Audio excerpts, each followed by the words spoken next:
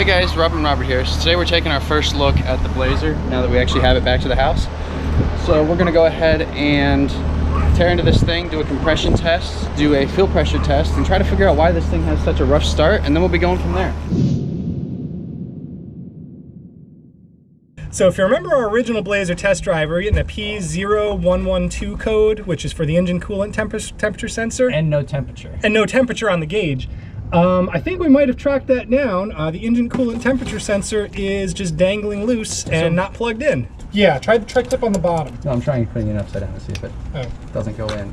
All right, yeah, it's a one-way. So I found the correct direction already. I had it right the first time, now I've done it 3 times, so it's like USB. Yeah. All right, so we've got that plugged in. We're just gonna see if it starts really quick. At this point we might as well unstock an Ultra Gauge. I think we own 6 of them between everyone I know. We're not sponsored, but not sponsored, but they actually work really well. So I don't know if I showed this in the previous video, but previously the engine temperature said -32. Now it actually shows a temperature, so we're gonna see if that fixed our cold start issue.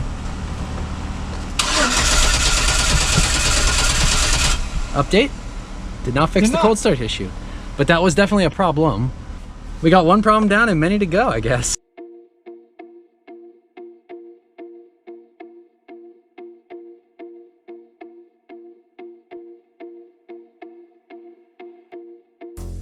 all right guys, we finally got it to start. We got it in the garage. We're gonna go ahead and pull the air intake off, and we're gonna go ahead and get the wheel off, and then we're gonna try to get in there and get all 6 spark plugs out, see how they look, and compression test the car. It should tell us a decent amount about whether or not the block's good, and we can kind of go from there. Previous owners were nice enough to cut most of the wheel well out here, which actually makes the spark plug job a lot easier, since you've got spark plug here, spark plug right in the middle, and then one, you can see the wire for it right there. I feel like that might be less than ideal off-road though. And so one thing we did when we were actually trying to get to this spark plug is we did pull the steering column off so that we could actually get to it, because it's completely behind the steering column. Spark plug number 2 on the left side is. So that's actually completely loose right now, so we can move it back and forth and actually get to it. We're just trying to get that final spark plug out. We have all the rest of them out, almost ready to compression test. Yeah, so when we got in here, this spark plug, we haven't even put a wrench on it yet. I just turn it with my fingers. So that wasn't all the way in. So that was probably not doing amazing things for compression. All right guys, we're hooked up on cylinder, I guess probably 6 here, we'll call it.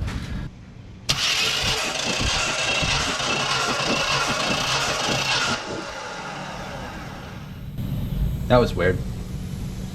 So the cylinder was fine, it hit like 180, which is fine. But for some reason the gauge is leaking the air back out.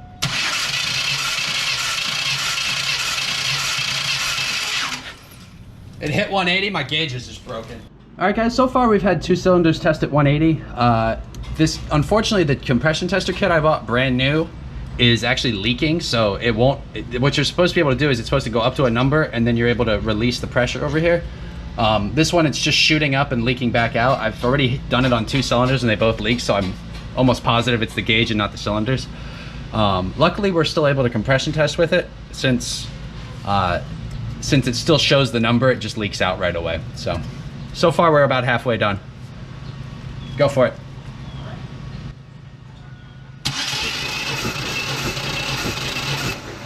All right, that hit about 170.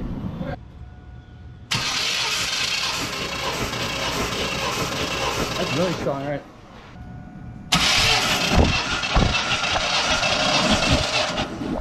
All right guys, we're on to the final cylinder. If this one comes back good, then the car actually will have compression tested at 180 PSI on basically all 6. It was at like 170 on one, but basically very close to one another. So that should mean the engine block is good to go. We can move on to knowing that compression is not the reason for the hard start and it's probably something else.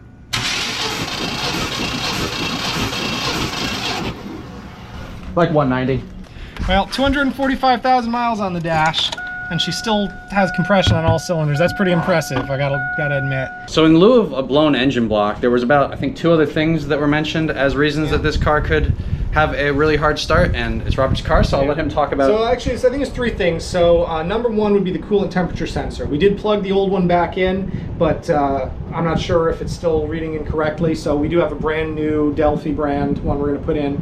Give that a shot, should be done anyways, because the old one was broken. Second thing we wanted to check was the spider injectors. Now GM, in their infinite wisdom, decided that the best way to do fuel injection on this car is called central system port fuel injection, which means there's actually a single central unit and 6 plastic lines that run to each of the cylinders. Fortunately, the plastic lines are inside the intake manifold, which sits on top of your headers and your block. It's very hot, not conducive to thin plastic lines filled with fuel. So when those crack, you can get issues with starting, running, all kinds of different issues. And the good news is there's a retrofit part because this engine has been made from, I believe, 1970 something all the way through to 2014. The later models after this, the late 2000s to the 2010s, used an actual multi-port fuel injection system that can be retrofit directly on. Shouldn't be too difficult. So if we get inside there and it looks like those lines are cracked, we'll probably just upgrade it to the newer module, and that's actually what General Motors recommends. The third thing we were going to take a look at, looking at the fuel pressure regulator or the fuel pump. We are getting the sound of it kicking on. However, it might not be generating enough pressure because it actually has to hold a constant pressure. So we're going to try, there's a service port in the back, going to hook up a fuel pressure test or two, get an idea if it's leaked down, and if that comes back good, then we're going to move on to the fuel line. And luckily we're already going to change the fuel filter, so we'll pop the fuel filter off, give it a shot, and see what the pressure looks like back there. Oh yeah, so that's not very healthy. Yeah, body mounts typically are supposed to be attached to the body and not just dangling. They're pretty much like that all the way around. Some are a little more crusty, some are a little bit more flaky, but they're all pretty bad. Nice little wires, just not even spliced, it's just twisted in. Someone just spliced into the EGR control. Well, I think splice is actually a very generous term for that. I think they literally just like mangled it and like tied like a slip knot there. We got some nice duct tape insulation going straight over the intake. They did at some point decide along here that they were just going to throw a regular wire cover on it, but the spot that the wire cover is probably needed is when it's going over the hot engine block, not so much when it's going over the brake booster.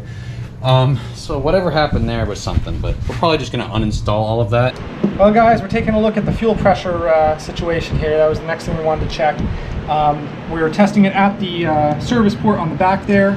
Supposed to get up to around 55 to 60 and hold that for 10 minutes. The maximum we can get is about 49 and 45 actually, and steadily dropping. So could either be the fuel pump or the fuel pressure regulator. And the way we're gonna have to figure that out, get underneath where the fuel filter is, unhook it, plug in there, and test the output directly from the fuel pump. If that is under 108, if it's not between 72 and 108, that means that the fuel pump's bad. If it is between that, it means the regulator's bad, so it's going to help us narrow it down. Or the fuel filter's bad. Or the fuel filter's bad. It's possible fuel filter's clogged. So basically the way this will look under the car, and I'll let Robert do it since he's got a hand, is we've got this kit that we rented from AutoZone, and it's got this inline hookup on it. And basically you go under the car, you hook this in, and then we have a spot where we can actually hook up the tester. The fuel filter on this car is a bit of a pain to get off because there's this bracket on it. We're gonna have to try to hammer the bracket out so that we can actually move it over. We're actually thinking of putting it back in with this fuel filter for now though, because we need to actually do a fuel pressure test, and I'm kind of concerned that since this is the color of the gasoline that came out, this pan was rather clean before this.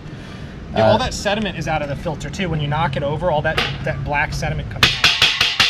Yeah, there's like sediment there. You can see like dripping out of the filter. Yeah, I don't think we should put a clean filter in there and then run this fuel through it. I think we should probably continue using this until we can thoroughly clean the tank and flush that fuel out. And verify that the problem isn't inside the tank. Yes. So this is what we ended up with. We've got this clamped way down. Then we've got the vice grip hopefully holding the gas from going through the system. We're gonna go ahead and basically pretend this is under your car. Fuel flows in. Hopefully gets stopped by this. That's a lot of faith in a set of vice grips. This is our tester unit. We're gonna hopefully see towards the top of that gauge between 78 and 100 and something. Yep, and we're basically gonna hold a pan under it and see if it leaks or not. Hopefully this doesn't leak, and hopefully this actually answers our question. All right, here's our first try with the vice grip plug. Got any pressure on the meter? No. We also have no pressure on no gas dripping out. Oh, there's pressurizing. You hear that? Yeah. The meter's got nothing? Is the meter not screwed all the way in or something? All right, guys, so we hooked it up back the way we had it originally just to verify, since we were getting 0 PSI, or actually, I'm sorry, this is reading 4. We went from 45 to 4, and it's quite possible we burned out the fuel pump with all this incessant testing. Can we even hear the fuel pump clicking Yes. anymore? yeah, fuel pump's still clicking, but it's just not doing anything. So check out our next video where we're swapping the fuel pump on a Blazer. See you guys in the next one.